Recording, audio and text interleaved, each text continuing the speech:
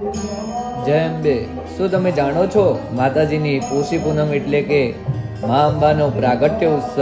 ના પહેલા માતાજીના ચરણોની અંદર, માતાજીના ચાચર ચોકની અંદર યજ્ઞશાળા આવેલી છે. ત્યાં આગળ યજ્ઞશાળાના સ્થાયી બ્રાહ્મણો ભેગા થઈને મા ભગવતીના પ્રાગટ્ય ઉત્સવની પહેલા માતા સાકમ ભરીને પ્રસન્ન કરવા માટે અને દરેક ભક્તનું કલ્યાણ કરવા માટે, દરેક ભક્તોના સંકટ હરવા માટે ભગવાન શ્રી મહાગણેશ યાગ અને મહાશ્રી યાગ અને મહાસતચંડી યજ્ઞનું આયોજન કરવામાં આવે છે, જે સંપૂર્ણ રીતે શ્રી આરાસુરી દેવસ્થાન ટ્રસ્ટ દ્વારા અને યાજ્ઞિક વિપ્રમંડળના સમસ્ત ભૂદેવો દ્વારા કરવામાં આવે છે. આવો તમને ભગવતીના આ 2 દિવસ મહાયજ્ઞના દર્શન કરાવો. અહીંયા તમે જોઈ શકો છો કે બ્રાહ્મણો કેટલા જ પ્રેમથી મા ભગવતીને આહુતિ આપી રહ્યા છે, મહાગણપતિ દાદાને આહુતિ આપી રહ્યા છે.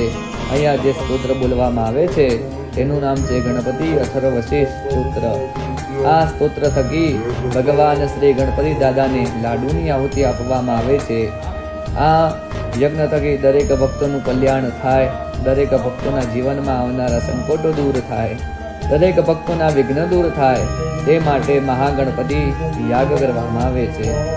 ત્યારબાદ બીજા દિવસે મા ભગવતીનો મહાસતચંડી યજ્ઞ કરવામાં આવે છે, જેની અંદર મા ભગવતીના 100 ચંડી પાઠની આહુતિ આપવામાં આવે છે.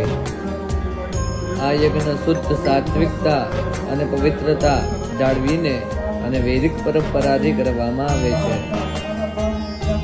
અને માં ભગવતી જગદંબાને રાજી કરવા માટે અહીંયા વિવિધ પ્રકારની ઔષધિઓ લાવવામાં આવી છે. 1108 ઔષધિઓ દ્વારા માં ભગવતીને આહુતિ આપવામાં આવશે.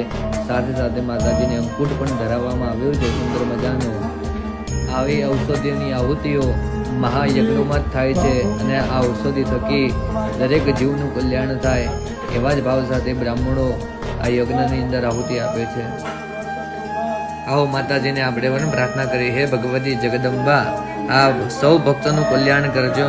આવો માં ભગવતીને વંદના કરીએ, પ્રાર્થના કરીએ. ઓમ સ્તુતા સંપૂજિતા પુષ્પૈ ધૂપ ગંધાદિભિસ્તથા દદાતિ વિત્તમ પુતરાંશ્ચ મતિમ ધર્મે ગતિમ શુભામ. હે ભગવતી, સૌ ભક્તોની મનોકામનાઓ પૂર્ણ કરજો અંબા. અને આ યજ્ઞ થકી જે બ્રાહ્મણો તન મન ધનની સેવા કરી રહ્યા છે અને આ યજ્ઞના દર્શન કરીને મને તો એવી અનુભૂતિ થાય છે કે સાક્ષાત ભગવતી જગદંબા આ બ્રાહ્મણોના મુખ પર બિરાજમાન છે અને માં ભગવતી શક્તિ સ્વરૂપે બ્રાહ્મણોના શરીરમાં બિરાજમાન છે, જેના થકી આટલી સુંદર સેવા આપી શકે છે.